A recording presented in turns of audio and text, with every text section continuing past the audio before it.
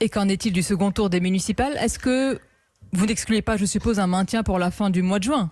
Non, clairement, l'hypothèse du mois de juin est toujours sur la table. L'enjeu, évidemment, il est sanitaire, parce que c'est pas tellement que la question de savoir organiser le second tour de scrutin le temps d'un dimanche, c'est aussi la question de la campagne électorale. Dans quelle mesure les candidats peuvent-ils faire une campagne électorale libre, en tout cas le plus librement du monde, notamment parce que là, pour le coup, il y a une égalité dans le pays sur la manière de traiter les municipales. Or, on sait très très bien que la manière dont l'épidémie, le virus a traité nos territoires, cela est différencié. C'est pour ça que le comité scientifique va être saisi par le Premier ministre et qu'il va Sébastien venir documenter... Comment vous expliquez qu'on ouvre les écoles, on prend les transports souvent bondés d'ailleurs, mais pour organiser l'élection, là, il faut attendre le conseil scientifique? En quoi c'est plus dangereux d'aller voter que d'aller prendre le matin la ligne 13 du métro parisien? Je vais vous annoncer une bonne nouvelle. On respecte la loi de la République et que les députés et les sénateurs ont souhaité mettre, lors de la première loi d'urgence à la fin du mois de mars, ont souhaité mettre ce rapport du conseil scientifique au gouvernement, et le gouvernement doit documenter cette affaire devant le Parlement.